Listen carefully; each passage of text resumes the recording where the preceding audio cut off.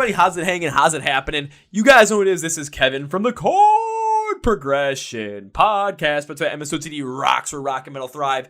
Happy Tuesday, everybody. It is January 26th. We're already getting to the end of January. God damn it.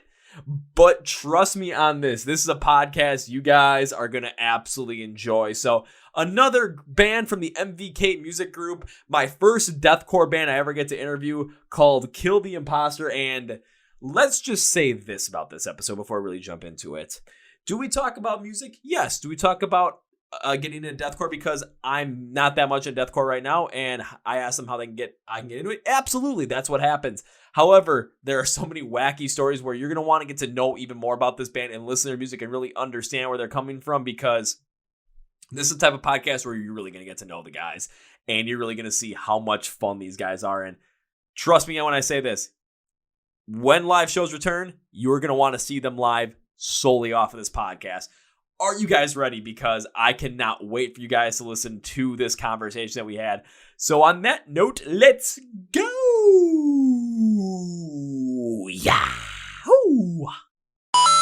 Well, ladies and gentlemen, boys and girls, listeners of the Chord Progression Podcast, you know the bands that I usually have on here. They always range within rock and metal. And you guys know I love metalcore, but MVK Music has brought me the first deathcore band that I'm having on the podcast. And I am excited for this because I'm not really that much into deathcore, but who knows, maybe after this podcast, I'll get into it even more. So please welcome out of Florida, the band Kill the Imposter. So guys, welcome to the Chord Progression Podcast. Woo! How you doing? Thanks for having us. Thanks for being on, guys. How's everything going over there in Florida at this current moment in the state of this crazy world that we're living in right now? It's pretty amazing. We're actually ready to change your minds. Ooh. Deathcore.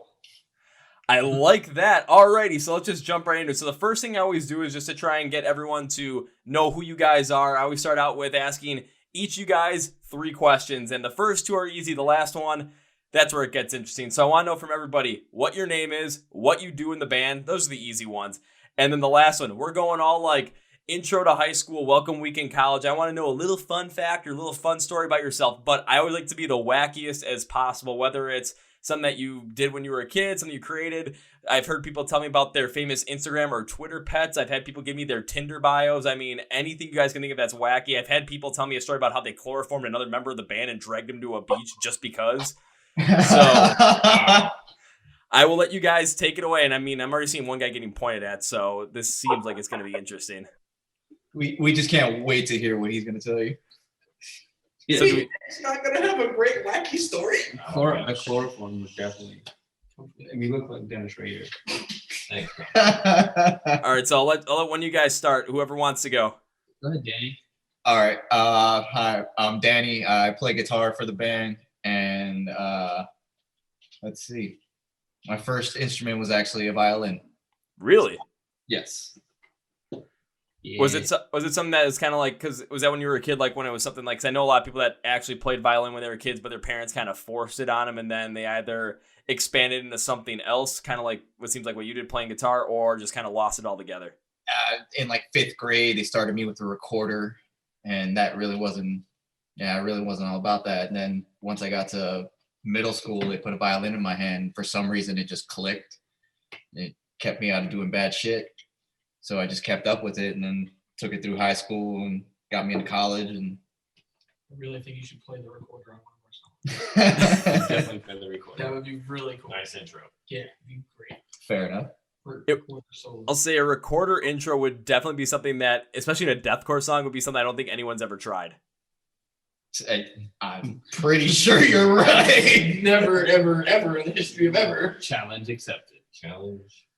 So now I'm going to be on the lookout for that from you guys. I'm going to be curious to see, okay, all of a sudden, yeah, they're going to see on like Loudwire and Kerrang, like this deathcore band end up using a recorder for their intro. Check it out now. And people are going to be wondering, what the hell are they thinking? And all of a sudden they're going to listen to the song and just think, oh, that's what they were thinking. Again, this song hasn't even been, this is just the beginning idea of it, but it could go absolutely anywhere. So I'd be very interested to see how that would happen. With the recorder solo.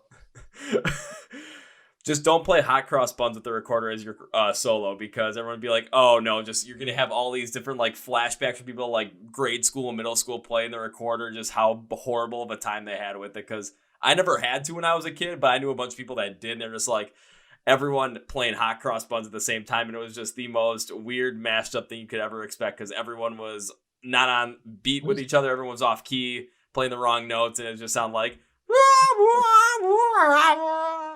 Oh, don't worry. That's the intro to the set. Oh. Never heard Hot It's Cross a Buns? song What is that hot they cross? Hot Cross Buns is like the first song everybody learns on our quarter. or a violin. It's every intro song on Maybe every Twinkle instrument Twinkle ever. Little Star? Essentially, yeah. Kind of. You mean the alphabet song? Yeah, it's like 4 chords. It's the same thing. Yeah. Yeah. I knew that song. I was testing you guys. Clearly. Nick, you want to introduce yourself here, pal? Hi guys, Nick. I play drums. Barely. Kiss my ass.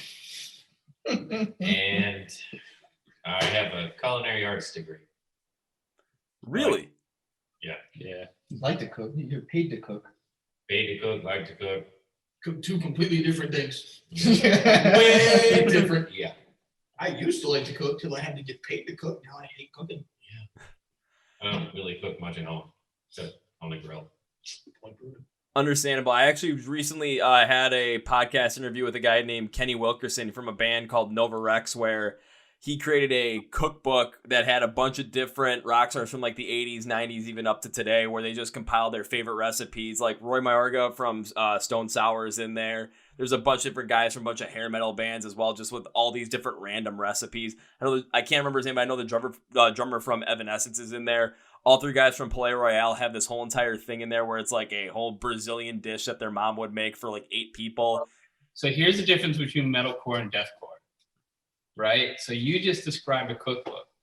My brain went to, I wonder what they taste like. Everyone you just named, I was like, what does the guy from Evanescence taste like? I was The drummer from Stone Sour. yeah, what's that Stone Sour taste like? That would be a weird cookbook. We should do a cannibal cookbook. Yes. Sorry. So Just now saying we have- can make a drink book because we have I've a- got some crazy drink concoctions. But you can't drink a person. Well, I mean, you Blender. kind of can. If you put them in a blender It and hit a depends how puree. big the blender is. they got juices. Well, I got a nice knife. You can chop. Anyway, that's where my brain went. Cannibal cookbook. So we're gonna have a cannibal cookbook that comes with a signature recorder. with it comes with a recorder. Like that would be- yeah. Yeah. Yeah. Just Like make those kids just- book, every time you open the page. Yeah. Just make sure that the Cannibal Cookbook also includes like at least one member of Cannibal Corpse in there, just because it would just fit so well. Yeah. They're all big guys too, so you could eat forever, really. So that I is there's definitely a difference in mindset, but I absolutely love it. I mean, you could, like George's neck is huge. Georgie boy. Can you imagine eating Cannibal George's neck would just like Nick. neck. Eat his I neck. got a little confused. Are you Like, I was eating just his thinking neck? because it starts at his ears and goes to his shoulders. Like, can you imagine like you're in a plane crash, right? And like most people go for the gut or the thigh. I mean, you could just like beef jerky that neck to death. It's all muscle too. That's shit. Well, not to death, just in general, because he's already dead. You know what I mean? You could do the exact same thing with Corey Taylor's neck as well, because that thing is just thick. I mean, those necks could feed a family of 4 for like 2 weeks straight. Looks like he's wearing a tire everywhere he It's a goes. fixed neck. Yeah. It's got to hold up all that ego. So Instead of a rock and roll cookbook, we're gonna have a cannibal cookbook, thanks to Kill the Imposter. And well, I mean, once you guys come up with that cookbook, please send me a copy. I'd love to have it. I'm pretty sure we can mock something up.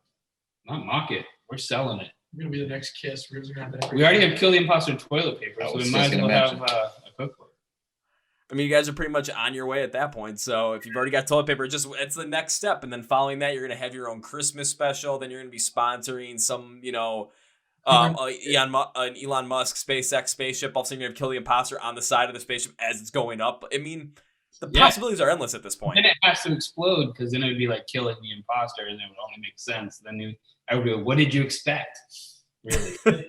on the rocket. But it- I was happy with the KTI Black Christmas. Oh, sorry. Sorry.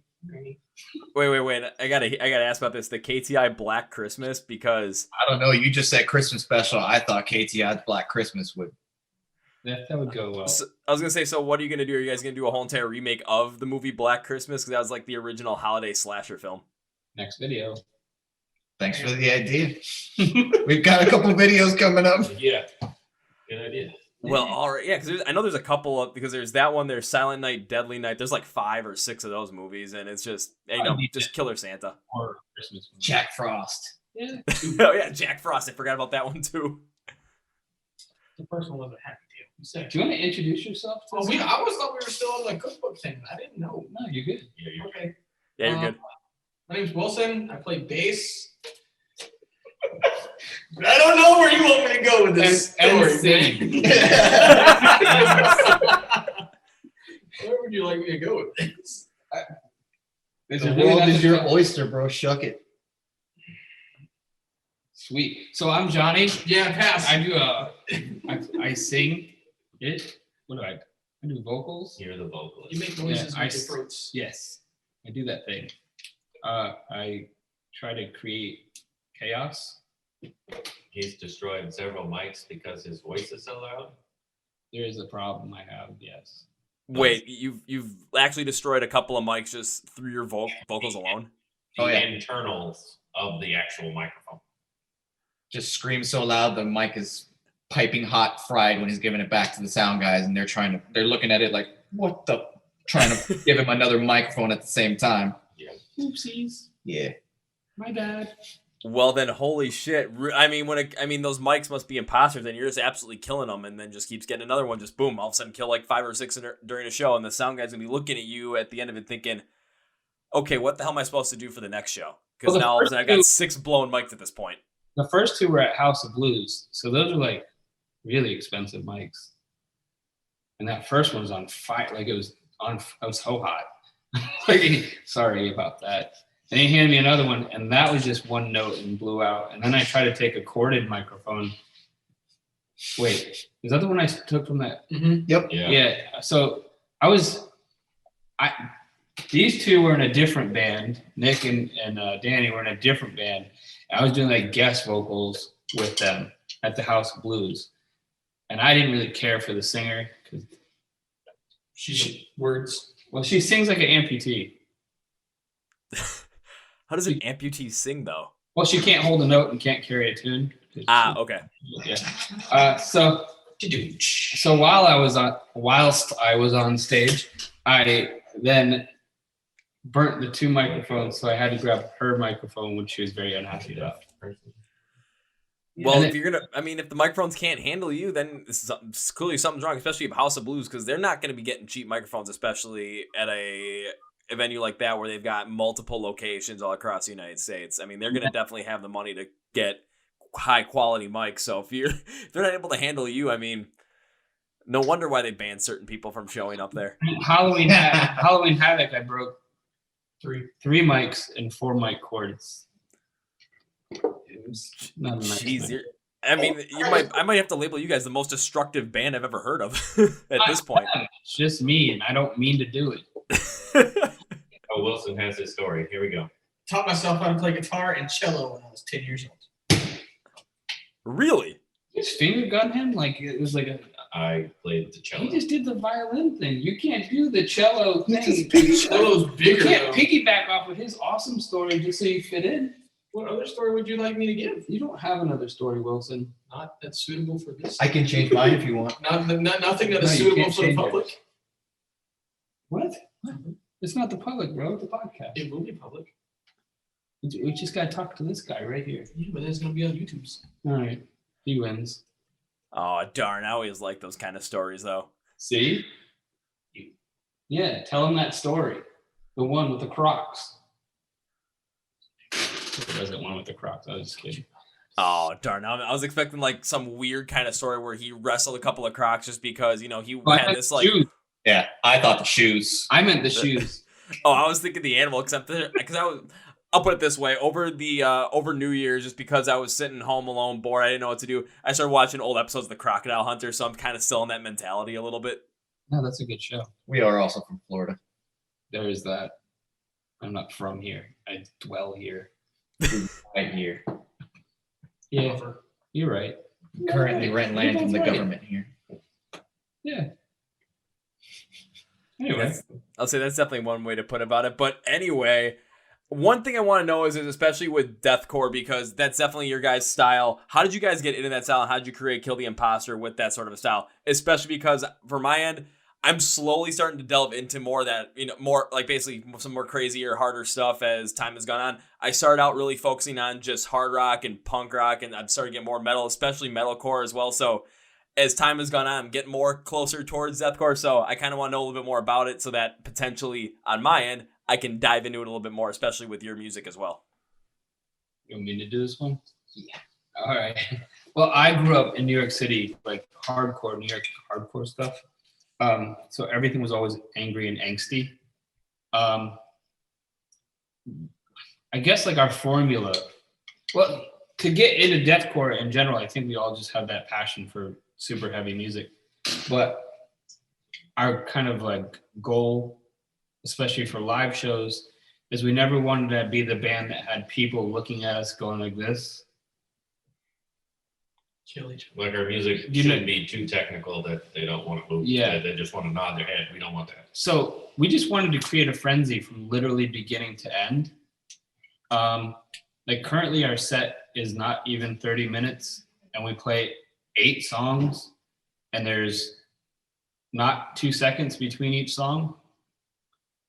So it's just a constant wheel of chaos. And that's kind of, I don't know. That's how, I mean, I've always grew up listening to hardcore. So it wasn't a big step for me. But shit, we just came to my house listening to hillbilly stuff. So I'm game for anything. But yeah, like I just want to create a frenzy. I want you to not be able to not want to hit something.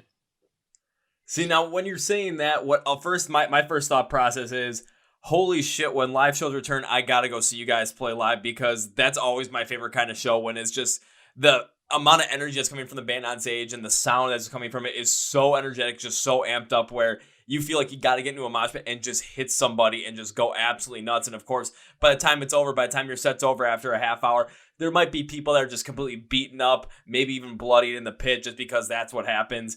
And by the end of it, everyone's going to be like high-fiving each other, having a great time, because it's like, holy shit, we just went through this. So we've, not reluctantly, but against some criticism, have played 10 shows during this pandemic. And every time we've played, there's been nothing but handshakes and high fives at the end of the thing, and it's great. And I get no better thrill than watching someone get tired before me. You know what I mean? Like, all right, the first 4 songs they got beat the shit out of, and then they took a break and they came back for the rest of it. Like, that's the best thing I could. They're not bopping their head by the bar, you know? They have to. There's something innate that they have to be on the floor in the swarm of chaos. Yeah, this music, as soon as it hits you, it's just one of those like internal, like primal feelings that you just want to get all that angst and energy and all the negative shit you got going on in your head. You just want to let it out, and this is a safe spot to do it with a whole bunch of like-minded people who are gonna be there and are gonna enjoy it right along with you. And since I've been playing music, I've had these heavy ideas and stuff like that, and most of the bands I've ever been in, they've told me, like, you know, it's good, but it's too heavy, and not our style. It's not our style, it doesn't fit, this and that. So when we came into this, and it was just, okay, the reins are unleashed, and they just let me go. And it was just, from childhood to now, every angry idea I've had just came out all at once, like, you know, guitar vomit. And it was just a hit with everybody that listened to it. So we just kept going and harnessing that energy and that rage keep going and going and going and keep pushing and pushing. And especially when it comes to any kind of harder music as well, especially, I mean, for me, I have to relate to metalcore, because that's kind of like just this, kind of like a step under as well, to where just that feeling, that more intense, more angry kind of sound, especially within the music, I gravitated towards that after a while, just because after stuff that I've been through, yeah, I definitely felt that. And when it comes to Johnny, what you're saying, where all of a sudden you guys you played 10 shows during the pandemic, some people might not like it. In my opinion, I really don't care, because you guys are trying to do the best that you can do right now, especially given the time frame. And if people want to go out to live shows, people miss that. I miss that entirely. And why people are high-fiving each other and shaking their hands after that is because everyone went there with the same kind of mentality where they wanted to see a show, and especially seeing you guys with the kind of show you put on, there's going to be that feeling where everyone's just trying to let some stuff out. Everyone's just trying to just hit someone in a controlled chaos kind of environment because everyone knows the underlying rules of the pit. And by the time it's all over, it's felt like you just went through something incredible with people that feel like your family, and you're just high-fiving everybody, shaking their hands because you guys all went through something, but it was absolutely awesome, and you did it together. Yeah, when you have 300 to 30,000 people that feel the exact same way, that's a feeling you can't duplicate. And everyone trying to reach for normal again. Like normal, I hate that word, but you know what I mean. Like trying to get back to where we were before the whole pandemic started. Exactly. And on the other end, like we still have to pay our bills. We still have to pay rent, and those things are all still due. We got to do what we got to do. Yeah, and it's just another thing too, is just because from my perspective as well, whereas I love going to concerts, I'm not on the same side that you guys are. I do have a brother though that he manages a bar in Madison, Wisconsin, right on the University of Wisconsin's campus. So ever since the pandemic hit, things have not been very helpful for that situation as well, where there are other businesses out there where it's like, oh, like Walmart, people can just go into Walmart willy-nilly, no problem. They can pack in there. I mean, hell, Black Friday, everyone was packed in these stores just because, hey, we're getting TV deals that were like, oh, the TV is $600 now, but they're saying it's on sale from $800 to $600, so we got to go get it kind of thing. And they're able to pack in there, but we're not able to go to shows. It's like, where's the autonomy in there? Where's the hypocrisy in there? Because it is blatant at that point, and you guys got to do what you can do in order to survive and thrive, and not only in your personal lives, but also professionally as well. So when it comes to being able to play live shows, if you're going to do it, you're going to end up doing it. I've known bands that I've talked to where they've said people and other bands have given them a lot of criticism and have potentially tried to end up hindering their careers because they've played certain live shows during the pandemic. And I'm thinking, these bands are trying to go out there and actually do something. And meanwhile, you're sitting at home because you don't want to go out there right now. And because these bands are going to end up growing faster than you are, you're going to end up complaining about it because you're not willing to do that. Exactly. Just before the pandemic, like really put everything into lockdown, we were trying to get a personal show together with a couple of the bands that we knew, just kind of everybody come here to our practice space, line up your merch, bring everybody's fans together, let's kind of put together the community and kind of help each other out because we didn't know how long it was going to last. And what was it? 2 days before the show, the cops were called to the venue, and we got a call like, "Hey, are you putting on a show?" It's like, well, no, right, not entirely. It was just like, why are you messing with our? Why are you messing with adults having fun with adults? Adults make their own decisions. Like, why are you coming to us? Like, if a group of people wanted to do something, let them freaking do it. Like. Yeah, isn't that the point of free will? Yeah, freedom. Yeah, to do. Yeah, exactly. Because even for myself as well, it's just after the pandemic hit, I was at 2 shows, I want to say, just because it was bands I've had on the podcast, and they've came around to Wisconsin. One was in Green Bay, was in the middle of, little bumfuck nowhere, up like 3.5 hours into like the north central part of Wisconsin where there's like literally nothing. And I drove 3.5 hours there just because I thought, hey, it's a show. Why not go and see it? And for the first one I was in Green Bay, all of a sudden, there's like 100 people there. I'm like, okay, we'll just see what happens. The band I wanted to go see, they went on stage. They started playing. I'm thinking to myself, okay, there's a mosh pit for me. Let's see how long I can resist going in this. As I was thinking that, I'm already walking towards it. I'm like, I need to get in this now. So it's just something where people are going to make their own decisions. People should have the freedom to do that. And when it comes to you guys, especially being in Florida right now where the pandemic seems to be a little bit more relaxed to the point where you guys are able to play live shows. I've heard a lot of bands in Florida being able to start playing live shows at a specific capacity. So why not take advantage of that while you can? It started out like that. Man, we've had this whole rule where it was like 50% capacity, then it was 70% capacity. And I'm going to be super honest with you. Those clubs have been packed. Like, those clubs are packed like there's no capacity. Like, we've sold out all the last 3 shows. The last 3 shows, yeah. Like, to capacity. There's people waiting outside. Really? Like, yeah. Not a mask in sight. Yeah, they say you need a mask just to get in. And I'm like, okay. Yeah. They're like, we're going to temperature check you. Man, I have not had any temperature check. And there's people on the Kind of internet person. still pissed off. Like It's funny as hell. our very first show after everything was like shut down. It's like a birthday party show or something. We got a lot of hate mail for it. Like, oh, you should be wearing masks. You should social distance yourself. Oh, okay. No, the Blue Note. Oh yeah, Oh yeah, that was the a Blue fun Note. show. That place got closed down too because of it.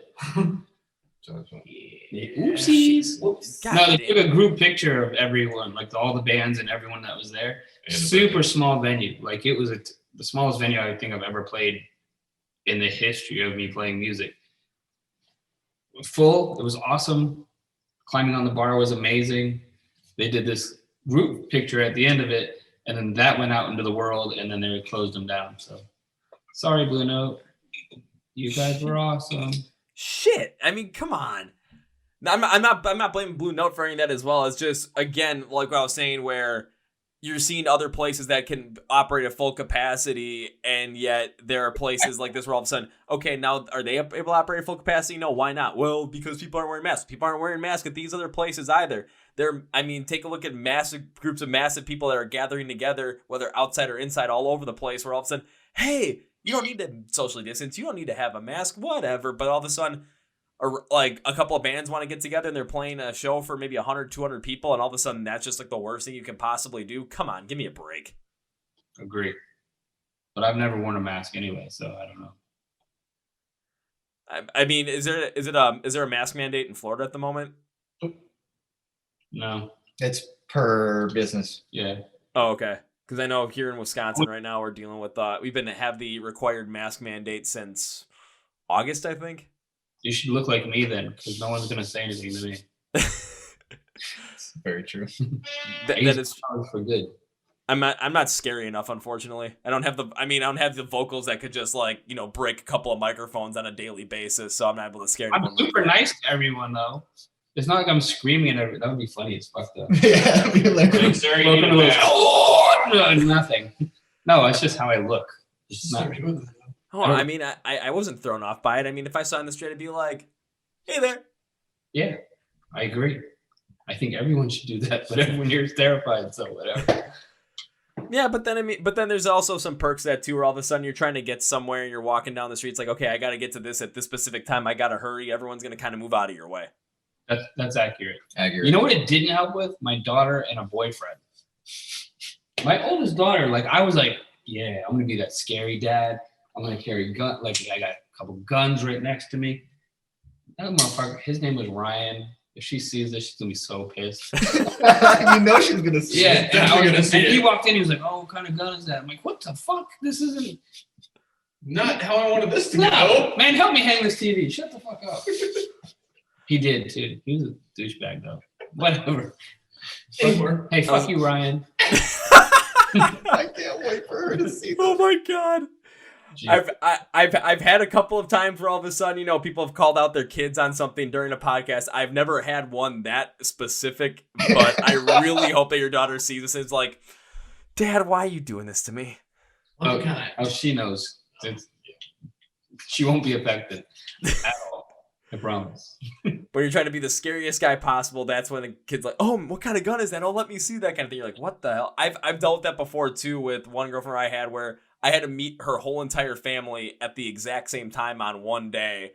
And they'd all been drinking at that point. So all of a sudden I had to meet her dad, dad's best friend, and like 5 of her uncles. They all came into the basement like interrogation style. And I just sat there. I'm like, yeah, you know what? If something happens, something happens. If not, you know what? I hope not, but we'll see what happens. And they're trying to intimidate me every step of the way. I'm just thinking, yep. One guy said, he's like, yeah, I'm from Chicago and I'm Italian. You know what that means? I'm like, well, I know exactly what that means. I have an uncle that's Italian and I know all these stories. You have weird chest hair. And then, at that point, I just went up. I'm like, oh, I'll go get you a beer if you want. What do you want? Miller High Life? And he looked at me. He's like, all right, I like this kid. He's getting me a High Life. I just remember long time ago, I had an ex's dad like slam a machete in the table, like sit down, try to mean mug me. And I was like, people drop me off here. They're going to come they're going to eventually come get me. What are you planning on fucking doing with this? And he just gave me like one of those Stewie looks and he just walked out of the room. What was the point of this? It's something where it's like they're just doing that because they're gonna try and get the rise. They're gonna try and freak you out. They're gonna try and establish dominance at that point. But all you got to do at that instance is just stand your ground and just literally just act like it's not even an issue. You know, now that I think about it, a lot of my exes, they didn't have dads.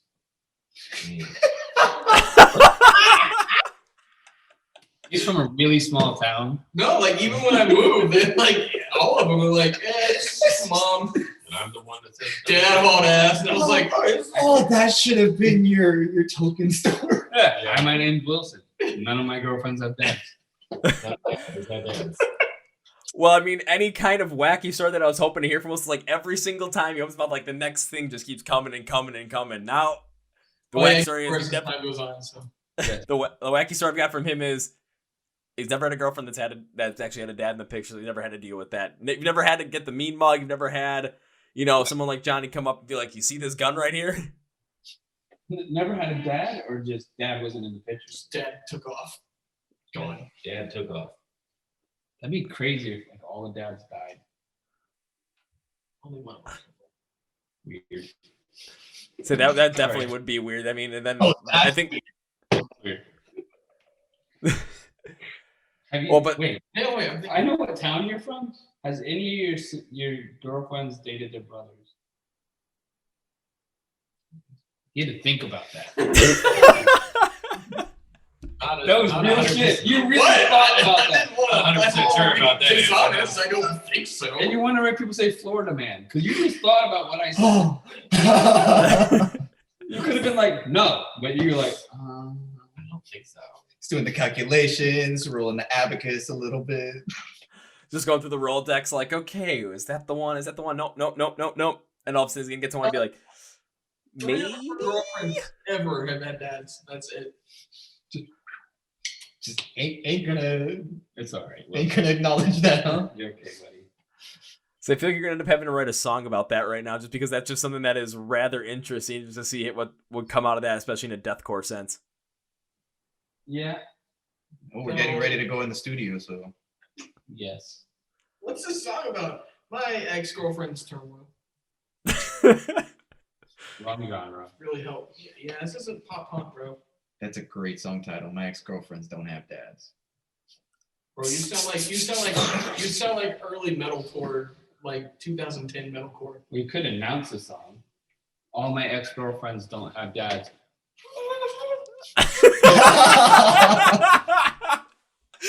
That might be the perfect song to have an intro with the recorder in there, just due to the fact that no one is expecting it in any sense with the song title. Like I that. won't be able to carry a solid note. Like I'll hold it good and everything.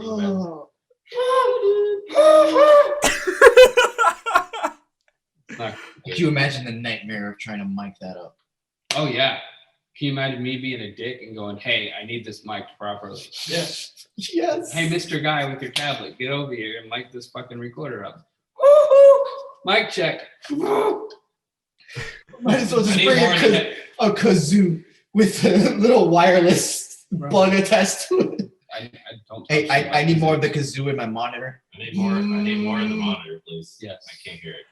So if you guys want to become even more of that band where all of a sudden the sound guys are going to be like, oh my God, what the heck kind of requests are they going to have? What's going to happen to my equipment? I mean, that would just add even more to it if you're going to ask to have a recorder mic'd up properly. And most sound guys love us because our setup is super simple. Yeah, our setup, Oh. we put a box on stage and here's your wire, plug this in. And Oh, every really? sound guy is like, that's phenomenal. And now I'm going to be like, that was phenomenal. I need this fucking recorder fucking mic. Whatever. By the way, You thought this was going to be an easy night, and then the curveball comes. I can't wait. I'm so fucking excited. I mean, maybe by the time when live shows come back, the sound guys are going to be looking and be like, you know what, this might be worth it, just because everyone's going to be back to doing what they love to do. You guys will be back up on stage. The sound guys are going to be back working again. Everyone at the venue is going to be back working, and people like myself are going to be back in those pits, just going absolutely nuts day in and day out because we've been kind of shelved for, well, we'll be over a year at that point. So That's too long. I like to do a Go to the recorder show. with a bass drop. Just have a little button at the end of it. Boom! oh, put your pedal on the recorder. Oh, make it sweet. Yeah. Oh my God! Why are you guys giving me ideas? I just think we should bring the recorder up, get them to mic it, and then not use it. And then at the end, be like, what the fuck did I spend all that time micing your fucking recorder? Sorry. What if I wanted to do a solo, dog? I'm sorry. I'm doing an outro. Yeah, you never heard a recorder solo at a deathcore show? Come on, guys. What are you doing out here? Come on, sound guy. I mean, it could happen. It couldn't. You never know. It's just something that could completely throw everybody off. Are you even deathcore, bro? Are you in deathcore, bro? Did you say trendsetters? Trend. Trendsetters. You said trend. Anyway, Going further into it, because one thing for me with, I'm just going to bring this up and I want to hear what you guys have to say about with deathcore. One thing that I have the most amount of trouble getting into the genre with, into the songs with, it all has to do with the vocals, because when it's something that's super duper unclean throughout the whole entire thing, it's somewhere just from my standpoint. And then I just want to hear what you guys have to think about this. For me, it's just tougher to get into that when it's all unclean, because I have a tough time relating to it, where with metalcore, when you have the unclean and clean mix in there, it's kind of like a good mixture in there. It's just somewhere, for me personally, I have a little bit of a harder time kind of tracking along with that. So when it comes to, especially Johnny, with your vocals as well, because I did listen to Dongan Hills and I wanted to really dive deep into it to really try and figure out exactly what was going on. Of course, that was the biggest thing for me. That was like, I'm just kind of getting stuck on that when I'm trying to really relate to the song, figure out the song, and really listen to it through the whole entire thing. So from my standpoint, when it comes to deathcore, when it comes to the vocals specifically, to help me get further into and help me understand a little bit more and really get into the genre, what should I be really, from my standpoint, what should I really be listening for? What should I really be trying to get into, and how should I be listening in order to really feel the impact of your vocals and the words also in it as well? All right. Saying he doesn't really like us unless you start singing. Anyway, so there's two ways to look at this. One, I attempt to make my vocals as audible as possible. Obviously, that's not the easiest thing to do while you're screaming. The other way to look at it is, can you read graffiti? Very minimally. Okay. Now, if you read graffiti every day and you knew how letters were formed, all of a sudden you can all read everything fairly, like unless it's super abstract. So the more you listen to the genre, the more you can really pick apart the words. And if I'm attempting to be as clear as possible, like you understand each word, you'll really be able to just start understanding the words. But you're new to deathcore, so do you know what I mean? Like, I'm sure if you listen to a metalcore song, you know what they're screaming because you listened to the song and you picked up the chorus and you understood. Just imagine that through the whole thing.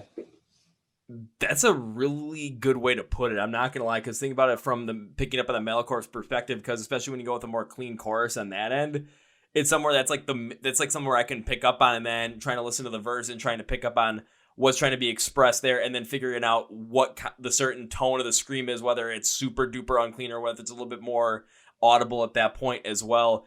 What that different expression in the vocal pattern, just in the sound of it, is trying to express within the song, because that's a whole different animal in itself, where for whenever I try and explain why I actually like what times when people are screaming on these songs, it's because you're really getting a different, like, it's like a whole nother instrument in its own, because it's expressing the emotion in a completely different way that you're not going to expect. So when it comes down to it with deathcore, I kind of see where you're coming from, where it's just got to listen to it more and just really immerse myself in it more to understand and really pick up on how to pick, for myself in my mind, how to kind of pick apart the words. And then as I'm starting to pick apart the words and figure out where the song is really going in my mind, then I can really start to understand how the unclean vocals and how the specific tone of your voice really relates to what you're trying to talk about within that song. Completely. You just said it perfectly. But I always equate it to the graffiti thing. I do like, can't read graffiti, and then all of a sudden they see what an A looks like versus an E.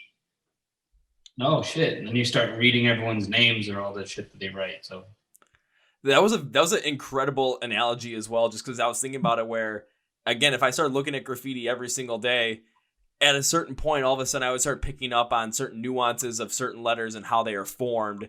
And all of a sudden I'd be looking at a different set of graffiti like a month later, be like, okay, now I know exactly what that's trying to say because I picked up on this stuff over time. Now, if I did the same thing with deathcore as well, it's very similar to listening to the vocals as well, just trying to really pick up on that, However, when it comes to the instrumentals, because trying to go into some of the harder stuff as well, for me on that end, it's easier to pick up on. So there definitely is something there for me to really kind of latch onto at some point. But when it comes to trying to fully immerse myself in the song, that might be the best way to do is just start listening to more and more and more to really try and understand and how to pick apart, in my mind, those vocals so that I can really understand where the song is going, what you're trying to express, and also how your vocal tone is adding to that expression. Agree. Yeah. Yeah, what you said. You should write a book. A cookbook. I'll say, well, shit. So for anyone trying to get into metalcore, I just think about the whole entire deathcore, I should say. Just think about the whole entire graffiti thing, or anything with unclean screams. Just think about the whole entire graffiti thing. The more you listen to it, the more you'll be able to understand it and pick it apart, and you're going to be able to get into it. Of course, if people aren't that into it, it is going to be hard to get into it from the outset. However, that's like trying to learn anything. It's like trying to learn how to ride a bike. You're going to jump on a bike the first time as a kid, and if it doesn't have train wheels on it, I mean, you're going to fall over within the first 3 feet on there because you have no idea what the heck you're doing. But then after a while, you're going to end up understanding the nuances of it, and you're going to be riding around the neighborhood being the cool kid, especially if you got the little pegs on the back where everyone's like, oh yeah, I want to jump on the pegs, woo! All the other kids that don't know how to ride their bike. Yeah. They're going to be wondering, what the heck is he listening to? Or what the heck is he riding? And just, it's kind of another analogy right there, so it makes total sense. And now I kind of want to start to get into more deathcore stuff just off of that, just so I can start picking it apart a little bit more and really understand it to really get behind it a little bit more. A good song to kind of look into is Slaughter to Prevail. It's the band, and the song is Demolisher. They're a Russian band. So him doing English, he really enunciates and makes sure to put, so you clearly understand what he's saying a lot of the time. And then he drops into Russian for the breakdown, and he goes into a guttural voice, and you can tell it's his natural tongue. And I don't understand what the fuck he's saying, but it sounds demonic and beastly as shit. And then he flips it right into a love song. There you go. And then he says Demolisher in English. It is. Harsh as shit. And it just just drops. so how the girl won't live without him anymore. Slaughter to Prevail.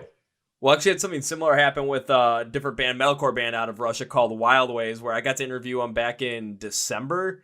And I get to interview their lead singer, and one of their songs, one of my favorite songs from the year, it's the chorus is completely in English, but most of the verses and the pre-chorus are all in Russian.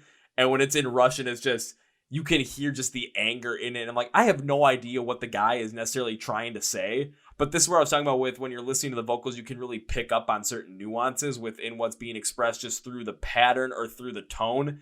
And you can really pick up on what's trying to be said there, even without understanding any of the words. So I got to kind of also include that when I started listening to deathcore as well. Just kind of okay, it's kind of also at the beginning part of it. Maybe think about it in the same way of listening to unclean vocals from a foreign language you can't really pick up on to try and really understand the tone of voice and really what's going through the whole entire song.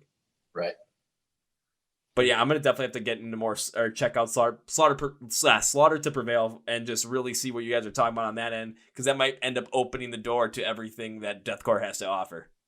It definitely opened my eyes. I wasn't a fan of I just hadn't listened to them. I didn't listen to much outside of my little circle on my iPod. And then one day we were just... He said iPod. iPod Touch. Yeah. He still rocks an iPod. Hey, I do too, honestly. When I go to the gym, I absolutely love it because then I don't have to have my phone on me and no one's going to bother me. No phone call is going to come in that's going to be like, oh, hey, man, you want to talk about this real quick? No, I'm doing shit. I just wouldn't answer the phone. Fuck him. Yeah, but I mean, I don't give a damn. Well, you got to go to the gym too. True that. But I mean, you're lifting something heavy, you're lifting 3 plates on the squat rack, and all of a sudden in your earbuds, you're listening to something that's really getting you going. All of a sudden you're gonna hear just your ringtone instead because someone's calling you. It's gonna completely throw off your mentality. You're like, fuck this shit. Yeah, you gotta go to the gym. But then you make your ringtone a really That's what heavy he's song. saying. So You when gotta go to the somebody's gym. calling you, you're And like, by 3 whatever. plates, he doesn't mean that. I'll say, dude, my ringtone is something from a Nintendo 64 video game. Yeah, I've had that too. I think mine was Ninja Gaiden for the longest time. So it's every time my friends text me, I'm like, text me again. Yeah, that's the only reason, especially if I'm not trying to do something specifically with rock, hard rock, heavy metal, metalcore, whatever it might be. if I'm just kind of sitting around, all of a sudden my phone rings. There's a lot of times I'll just kind of let it go because I love listening to the song because it's a song from a world from the video game Banjo-Kazooie. Just because I loved that game as a kid, I'm like, it's my favorite song from it. I'm having it as my ringtone. I've had it since like the past 7 years. I'm like, you know what? If I have this ringtone on my phone for the rest of my life, I am not gonna be mad about that. I'm gonna enjoy it every second. And if people start like, oh, why aren't you answering your calls? Well, you guys are having my phone play a great song. Just want to let it run through. Yeah, I'll call you back. That's why I have Let It Go on my ringtone. So you have to answer it as quickly as possible? No, just let it go. Oh. I love Frozen so much. It's my favorite ever. What? And I'm just kidding. I was kidding. I don't have Let It Go. I just have Bluetooth headphones and I just walk away from my phone. So you just look like a crazy person just talking to yourself walking away. No one talks to me at the gym. You run out of space between your phone and your headphones, so you don't have to really. I don't go that far. I just put it on the barbell rack and I do my thing and I walk away. But no one talks to me at the gym, especially with headphones on. And when they do try to talk to me, I go, can't interrupt this thing I'm doing with this. Goodbye. And if they keep on to talk to you, kind of pull it out, and especially if you have it blasting in your ears, all of a sudden they start to hear like something like Slaughter to Prevail, and they're like, oh, I don't want to deal with that. Nope. It's accurate. But they're always going to ask me about my eyes anyway, so I don't really want to talk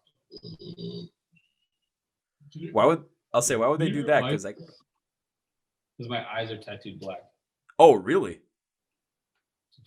Surprise. Yeah. Yeah. You haven't looked at my picture yet. Oh, wow.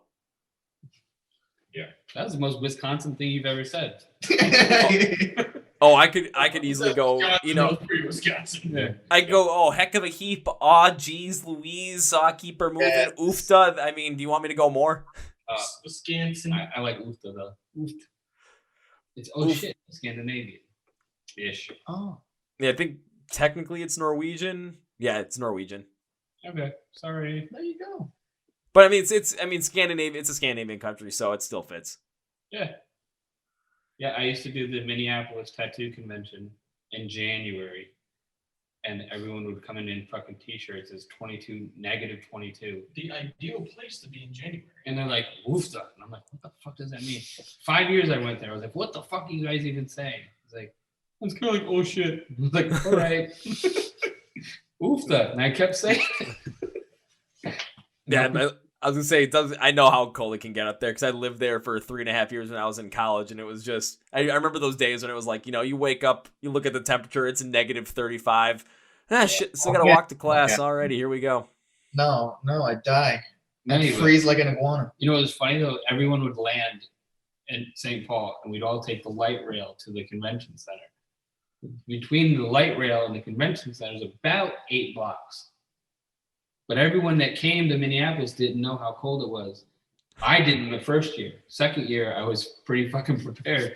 I watched all these idiots in t-shirts trying to walk from the train to the...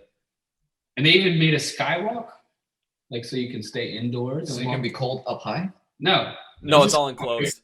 it's a heated walkway. Oh. But then when you get to Target, you have that fucking 6 blocks where you got to run your ass off to the Marriott. And it's fucking... She's like, oh shit. There's no running. Like I said, 3 steps out. Negative. And that's where I stay And you until watch them carry summer. their suitcase of clothes and a bag full of tattoo stuff, and they're running to Caribou Coffee. Caribou Coffee, best hot chocolate ever. It's real chunks of chocolate. Amazing. Sorry. I'd be like Sanka from Cool Runnings, taking everything out of my bag on all at the same time. You're not wrong. Yeah, you're definitely not wrong, especially in that sense. And I actually have seen that beforehand because in Minneapolis there's skywalks literally between every single building because we know how cold it can get up there. So it's just so you don't have to walk outside. However, trying to get through those skywalks just to get to where you're going, it takes so long to try and navigate between all these different buildings. So when I was a kid, when I was in college, I'm like, okay, I'm just gonna walk outside. I'm just gonna deal with this shit. And yeah, well, it did get a little cold at times, especially especially where I was. So I had to walk across the Mississippi River, which is like a 5-minute walk just from one end to the other. And the wind, especially when it's negative 35, whipping off that thing. Yeah, I probably would definitely could have been just like stuck there for at least 2 months.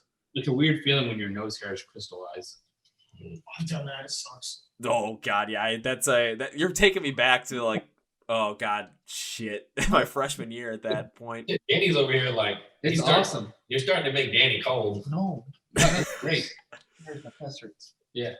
Wait till you go to a restaurant. They're like, you have to wait outside. You're like, what the fuck? I don't No. want to eat You here. might as well call the paramedics now. It's horrible. I'll be the one popsicle outside pissing on himself trying to When you stay warm. sneeze and it freezes all right here. No. Oh. Not even the sneeze part. Just breathing. Because it crystallized the hairs in your nose. You got like, it hurts to like, Oh, goodness. it's That bad. sounds terrible. It hurts to breathe even at that point. It hurt to breathe in New York in Christmas time. But I was on top of one of those open double-decker buses, and it was like 15, felt like not 15. And I just couldn't breathe, and I just had them stop me at Rockefeller, and then I stumbled inside someplace, and they're like, you have to pay for something or you have to leave. Take It was my like- money. $50 for like a plate of food and a beer. Worth it. But it was good. Just say it was good. Just go with it. Was it $50 worth it? I don't think I ate it. I just enjoyed the heat. Did you go at least? Huh? Did you at least did get to go? No. He was there for the warmth. I was there for the warmth. The food Yeah. was keeping me warm as well. I'll say, well then, Danny, when it comes to if you're gonna end up traveling to Minneapolis or anywhere up north, definitely do it in the summertime then, or just not winter. I'll do my best, but we'll go where we gotta go.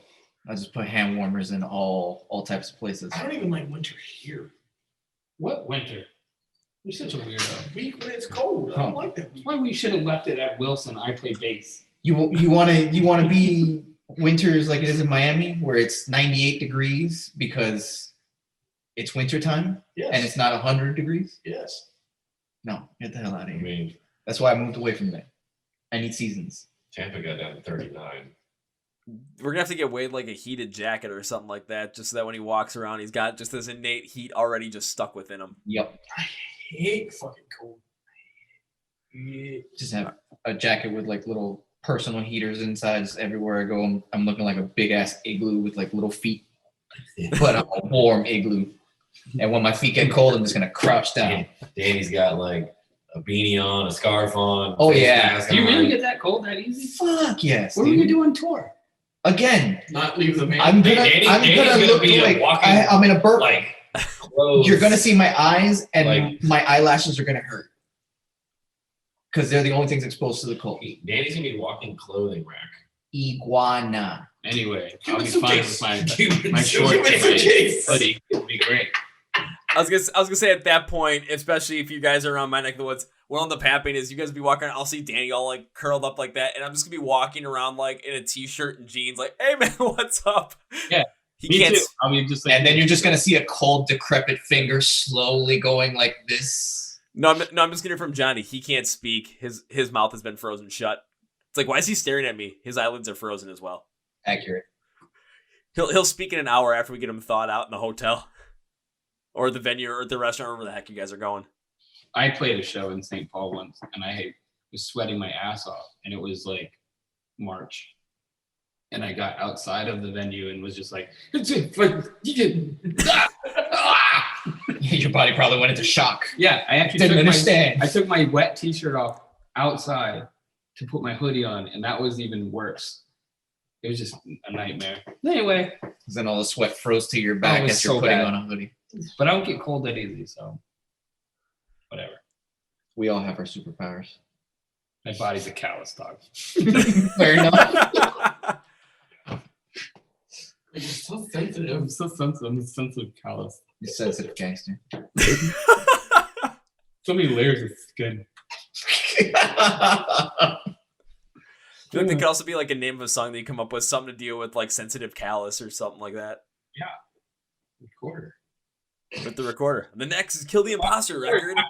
We got a new song called, we got two new songs called All My Girlfriend's Dads Are Gone and Sensitive callus. If we ever do anything else, the recorders have to. Do they make black recorders? Yes, they do. Yeah, they do. He's gonna They make Amazon one right please. now. they make bass recorders. Did you see that video? What's a bass recorder? You know how a regular recorder is like the It's size not of like- this? It's not like that. This long, is just crazy talk. No. The bass recorder is like this thick. they're fucking huge. Yeah, it's Dear- gargantuan. Like the Dear bomb. asshole Jeff Bezos. I hate you, but I'm about to buy a fucking recorder.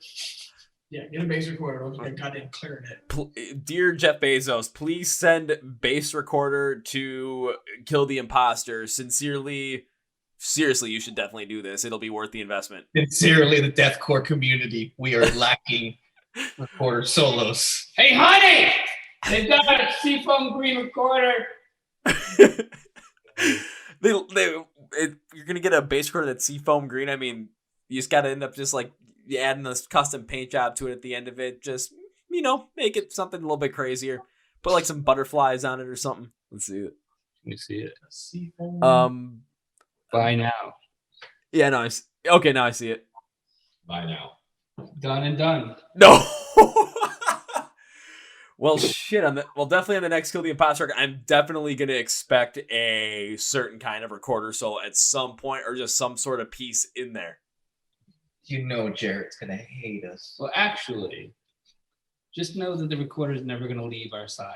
Even if you don't hear it, know that there's a recorder in the room with us. Put it in your back pocket. And it can be dropped at a moment's notice. Yeah.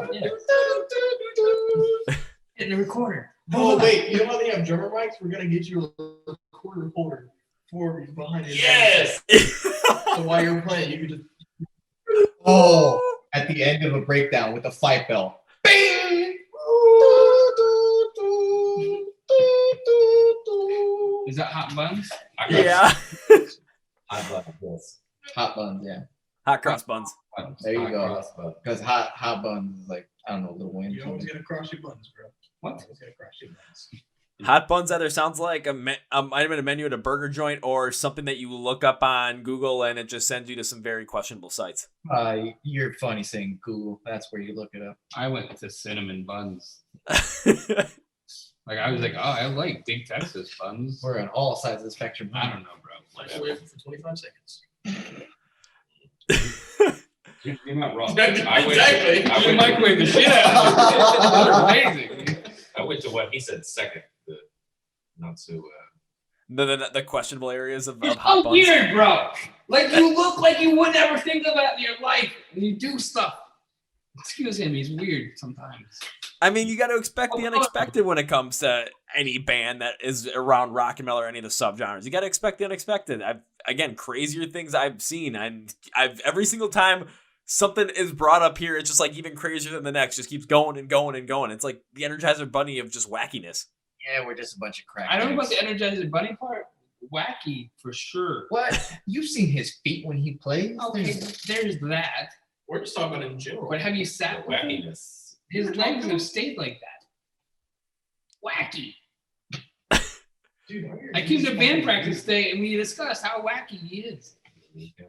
We're talking about him, he's not acknowledging it. It was fucking wacky. Like I that. know I'm waxed already. I don't. I don't know if it's the angle, but like that kneecap was really bony. Hey bro, we're getting a band, right? We're getting a band. You know what he says? What do you say? What color is it? What does it matter? It's getting you from here to there. What color? Well, I don't want an old one, he says. This guy.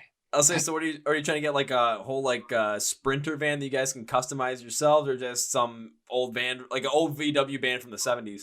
I mean, that's happening. That's not the point. He was talking about a Winnebago. I said it would be nice. And the price of Winnebago. You asked what color it was and what was inside of it because you didn't want shag carpet. Yeah. Shag carpet is Wacky. comfortable. Have you ever slept on Who shag even carpet? says shag carpet anymore? It's great. It's not. You say shag carpet? Yeah. Like in regular conversation? When regular conversation involves a shag carpet? I don't think I've ever had a conversation about shag carpet. You've never met my wife. I have met your wife. Talk to her about shag carpet Can I? at your own risk. Yeah. Interesting. This podcast has been a fucking door opener. That's pretty much what this podcast ends up being. It's there's always a starting point at the music, but then whatever the hell else happens, it just goes that route. It's all of a sudden shag carpeting to recorders to vans to God, anything you can come up with, to girlfriends and their dads not being around. I mean, just I'm proud any, of that. I mean, it just happened. You're a little proud of that. You're a little proud of that. Yeah, I mean, it's really easy. I mean, like I said, I leave the potential open for literally anything to happen, and I always love that because now, hell, I think I've laughed more on this podcast than I have on probably like at least 95 or 96% of podcasts up to this point, and there's still a good amount of time left that we can go on. So That's because deathcore is fucking funny. see, and exactly with this is just I'm getting to know more about you guys, and it's just kind of seeing how you guys interact with each other. So I kind of want to listen to more of your stuff and more deathcore going through it, just because there's like an innate connection already there from people, just because they could be hearing these stories, even for myself talking to you guys, hearing these stories, just hearing what's being brought up. There's definitely more of a connective piece there in terms of stuff that you go through in life, an enjoyable thing, and just connecting as people.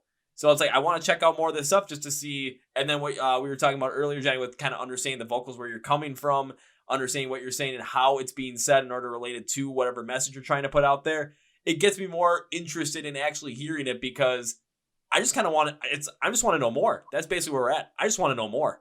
I mean, I wouldn't waste a lot of time because we're the most awesome. Like, it's all downhill from here, really. Like, I don't want you to be too disappointed, but we're awesome.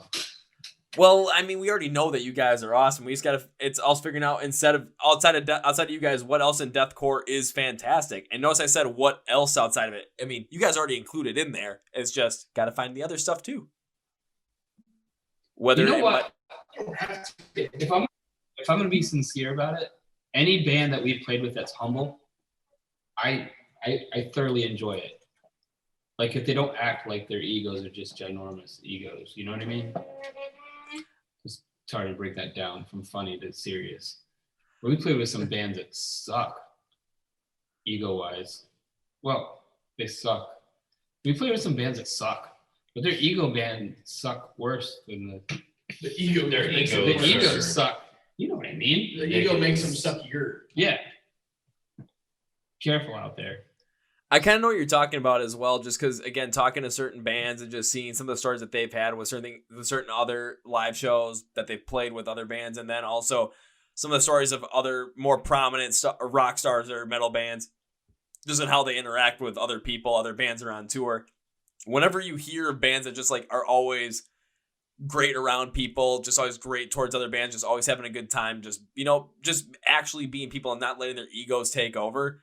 Holy shit, it's just the music that they create. Sometimes, most time, is absolutely fantastic, just because they put themselves in there and they're not afraid to be themselves. They're not afraid to let their egos just completely dictate everything, where, oh, we're not going to release this right now because, oh, it's not the perfect time and we can't do this exactly. No, it's like, oh, well, this is ready. We want you guys to listen to it, so here you go. Enjoy.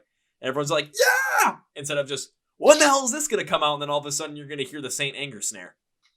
Yeah, that's been our whole MO during this virus. I mean, we have all the time now to record all these songs we've been wanting to do and do all these music videos that we've been wanting to do. So let's do it. Why not? Now's the time. And we've put out 3 songs, 4 videos, or vice versa, something like that. Vice versa. Yeah. 4 songs, 3 videos.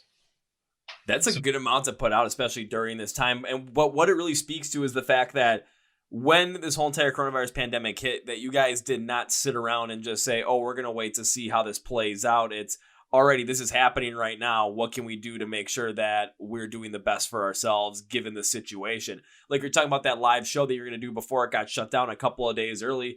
No one knew exactly what was going to happen with this whole entire thing in the beginning or middle of March. So like what you guys were trying to do with that whole entire live show with a couple other bands, that's absolutely a fantastic idea. Sure, it got shut down, but still, I'm not going to lie, it was a fantastic idea.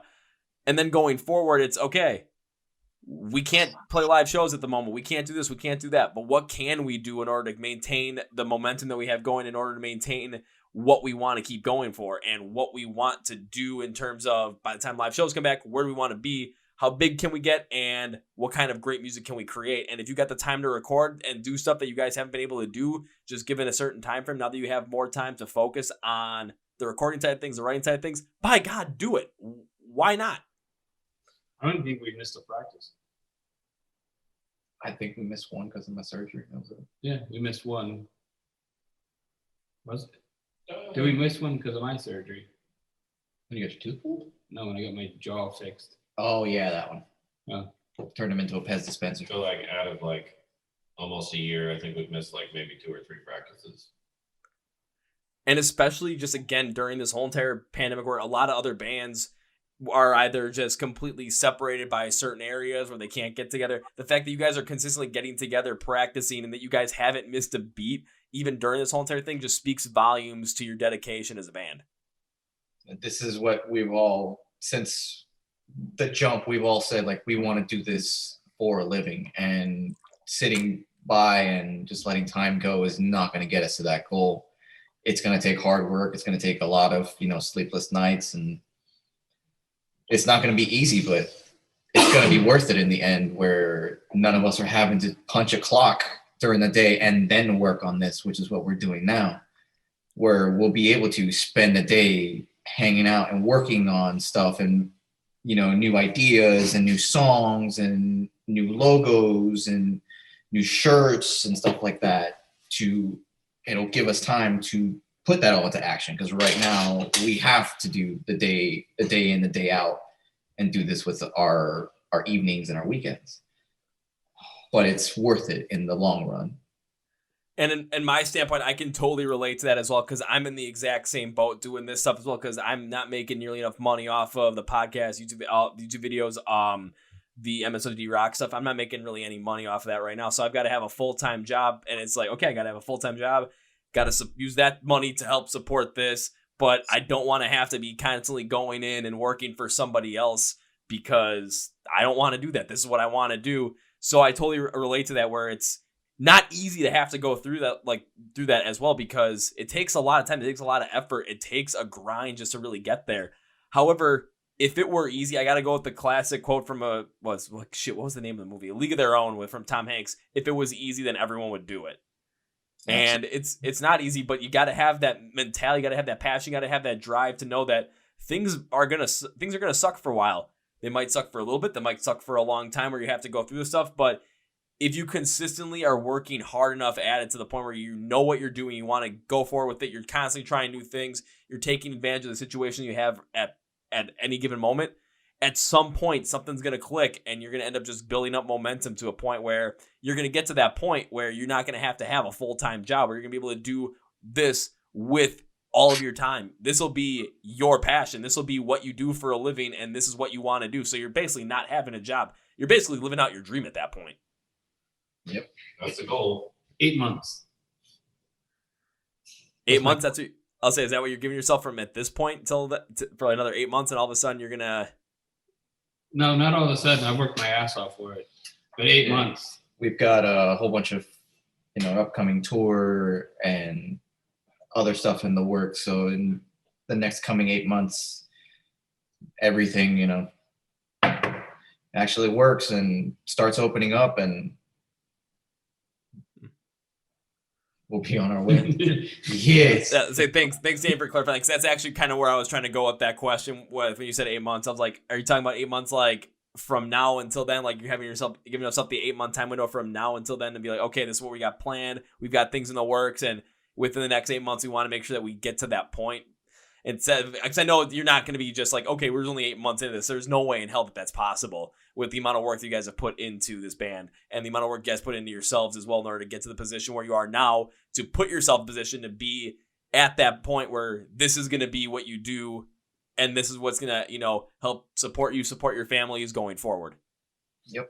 That's what this is all about. It's not, it is us and our dream, but it's also our families. That's why we bust our ass, and we're doing t-shirt designs and videos and shows, and, we're the tip of the spear, and we're fighting for every show and everything we can get for, not just us, but for them too.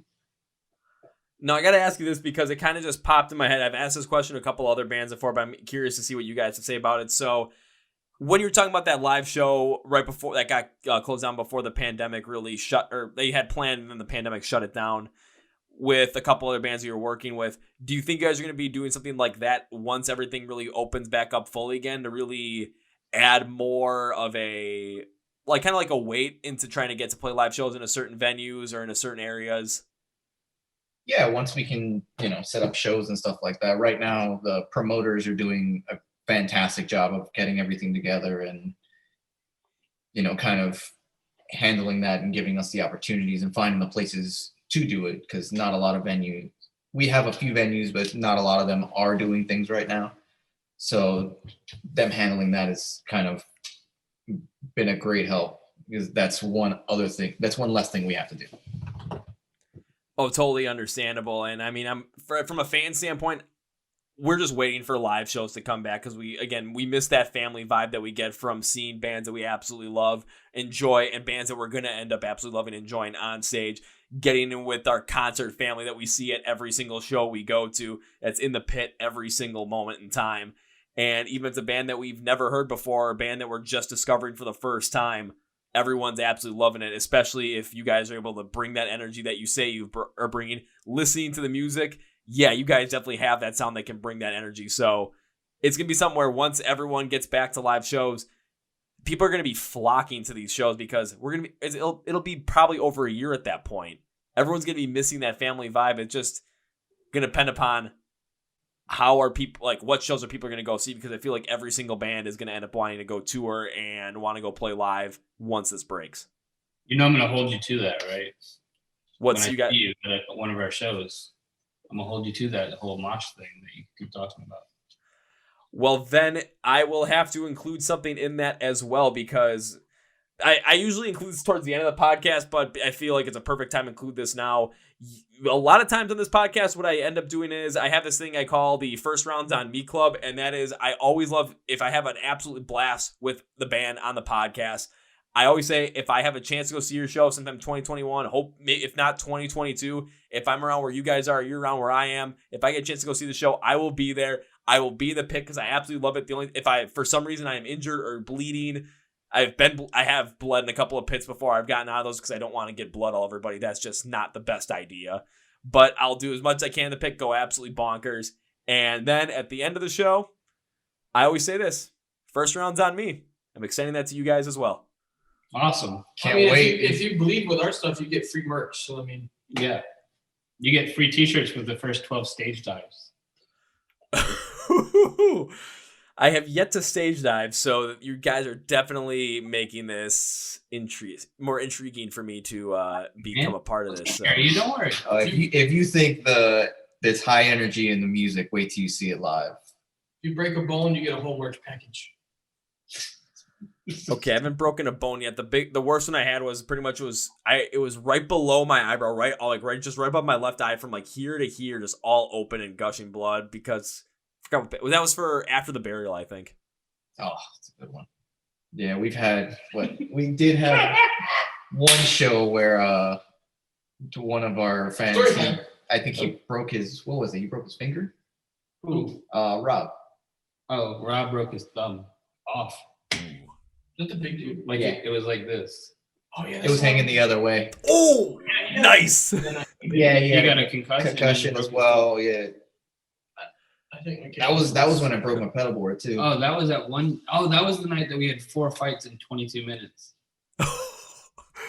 22 minutes. And then I got targeted because I didn't stop. That was my first show. Yeah. That was the first Halloween Havoc. Yeah. So there's 4 fights in 25 minutes. I think there ended up 3 broken bones. But yeah, this girl got hit and said I targeted her because I didn't say stop that. We're a little busy. And then our intro for quite a while after that was this. Like actual klaxon warning. Like, Yeah. it's about to get violent. If you don't like this, take 10 steps back. You're gonna get hit. Yeah. I mean, that's kind of a good warning to have in there, just because there's going to be some people that don't want to get anywhere near that, but they want to be a part of the show. They want to feed off the energy, or they want to just be like, okay, want to be at the edge of the pit. We don't want to get in it, but we love pushing people back into it. I know there's got a lot of people like that, so if you kind of give that warning out at first, but then if you do, there's going to be a lot of people like myself. They're going to be like, oh shit, and they're going to go right to the middle. Exactly. That's who it's really meant for.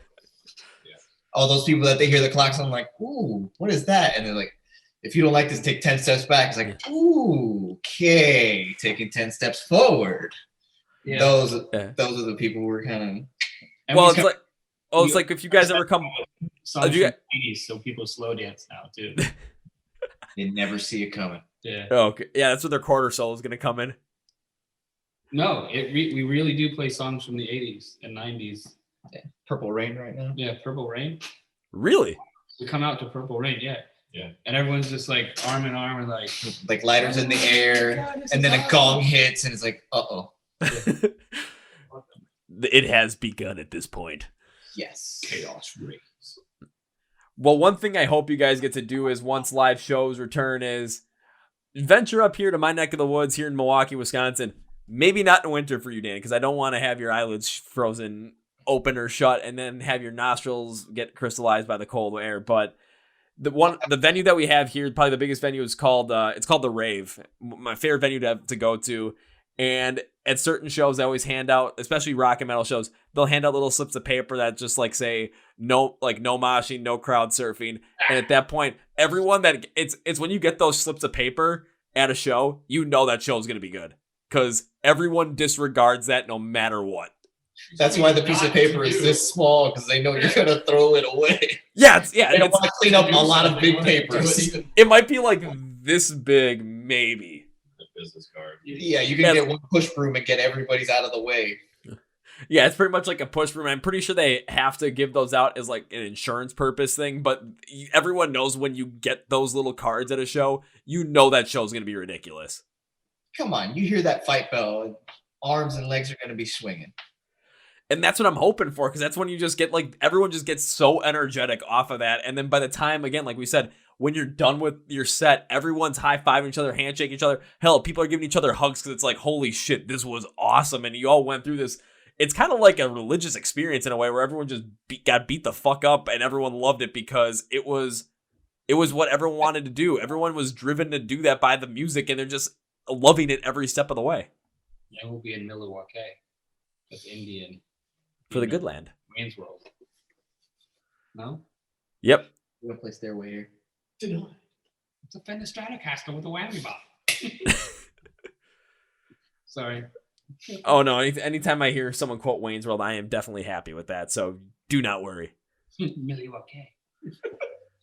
Wasn't that an Indian term? Yes, it is. We're not worthy. We're not worthy. You're worthy. You're worthy. Get up. They just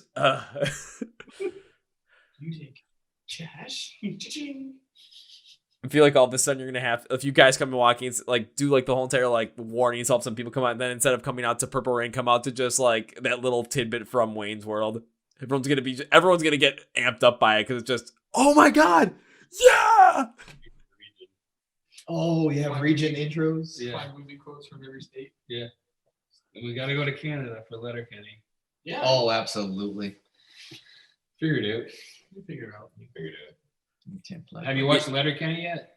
I haven't really watched Letterkenny at all. I don't have Hulu, so You have to get it. Pirate it. Borrow somebody's YouTube. subscription from somebody You else. can YouTube Letterkenny. And you'll Really? get all the best quotes of it. Yeah. You have to. Figured it out. Figure it out. see, usually when it comes to Canadian comedy, I've been from college. I was always stuck on Trailer Park Boys because that's always what my friends were always watching. I'm like, okay, let's watch this, and all of a sudden, oh, he's talking about the shitstorm there, Andy. Yeah. Letterkenny's times 10. It's way better. It's not as vulgar, but it's so much funnier. It's awesome. They have their own language, basically. You're 10 by bud. They have multiple languages in that show. Those are fucking awkward, bud. That's honestly, that's one thing you could honestly add is just some weird. I almost said weird, wacky, but weird, wacky thing where just like a little bit of an intro, it could be completely just for each state or each country. Like if you guys go to Canada, just Letterkenny, Trailer Park Boys. You come to Wisconsin, just do something with Waynesville with the Milwaukee thing. When it comes to That 70s show too. yeah, Is that oh yeah, okay? No, it's Wisconsin. yeah. Oh. But it would fit if you just end up playing something with Red Foreman saying he's gonna stick his foot in your ass. Everyone's gonna absolutely love it. Bunch of dumbasses. Okay, so we watched the thing on TV, me and the wife. The Thing? Yeah, we watched some show about how it was made, the 70s show. I've Oh. never seen the '70s show What? ever. Bruh. I knew the Ashton Kutcher guy is on it. Bruh. That's it. And the girl from Ted, right? The big eyed Yeah. girl. Yeah, Mila Kunis. Sure, her. So yeah, I don't even know the reference. Sorry. Wow. I'll lend you the whole series. I don't. Do you have it on Fine. DVD? Is it on your iPod? It's like this fucking thick. It's like 12 fucking DVDs. They just about. Hey, fuck you. I still have my VCR too. You have a VCR. Fuck yeah. Why? Because I have VHS tapes. That's why. That's so weird. They're not gonna make everything on DVD. Who has a DVD player? It's attached to my VCR. You got the combo, Yeah, he's got the combo. Do you have He's- the rewinder? The- You have a rewinder separate? You know, so you can bring them back without getting Yeah. charged? I used to work in Hollywood Video. That's good. oh God, but going back to like, I mean, when did you get that thing? Like 2002, 2003? Probably last week. Don't test Best Buy had them on sale at Black Friday. I want to know how much one of those things would cost now. I mean, it's either $20. it's either would cost like absolutely nothing, or it would cost a lot of money because they don't make them anymore, and it's like people want to watch real VHS. It's like, oh my God, VHS DVD combo. It works. We're in that time period where you can buy one for $10. You're good. See, I don't know if I want to buy the DVD He player knows the or the VHS player. Yeah, they're Well, you could get the combo and it just eliminates all your problems. I don't have either one. I don't have, well, my PlayStation, I guess technically. Yeah. But I don't have like a Yeah. DVD player. I don't have a collection of Oh, DVDs. excuse me. You have a Blu-ray player because it's a PlayStation. I don't have a Blu-ray disc. I don't have a movie to play. You stream everything. Anyway, sorry. Anyway, one thing I want to ask you guys is because what Danny was talking about with all of a sudden, okay, you guys got a lot of plans for the next 8 months to really make something happen. Again, it all depends upon what happens with this pandemic, when live shows are going to come back or not. But what are you, when it comes to music, what are you guys planning on in 2021? We have a couple festivals lined up for September, Yeah. August and September. August and September, and we're hoping to do some touring around that time to support the festivals, and if we can, a little bit before then to kind of set the groundwork. So when we do come back for the second tour cycle around like the August, September area time, people know us, there's merch in the crowds, and that word of mouth has started to buzz like, hey, next time these guys are coming through, you gotta come see this. Yeah. Hopefully, if the world opens up May, we'll do a little run. And then August 23rd would start our second run. So we're hearing back from one festival. I don't want to talk about that guy. He's not my favorite. And then Blue Ridge Rock Fest, Sunday, 5:55, main stage B. And then a week later, we do Rebel Rock Fest, which is Sunday as well, middle of the day. Here Here in Orlando, In yeah. Orlando.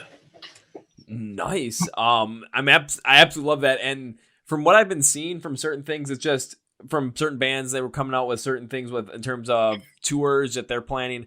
I'm starting to see some really pop up around May, so it seems like that might be a time when a lot of people are kind of like pinpointing. So if you guys are looking around that time, it seems like really what is kind of in the zeitgeist of everything. So it does make sense. And when you guys go on these tours, are you primarily going to stay within the southeastern part of the United States? Are you guys going to try and travel further north, out further west? Is there any plan on that right now? Just in terms of, so people, when live shows come back and they want to see you, they can know what area to kind of go. So after the September run, we would be going to the West Coast. I personally, for obvious reasons, don't know whether I want to go to California. We won't get into that. I'll just say this. Fair enough. Yeah. Anyway, but we'll kind of go around that area and come back to the top of the United States, and then we'll see how that takes us. And then the ones in May, Yeah. April, September, those would be East Coast and then little Midwest. or To little Texas, then up to Nashville, over to Virginia, then up, and then back down. So the lower southeast corner for the first one, and then the whole half for the second, whole half of the United States for the second one.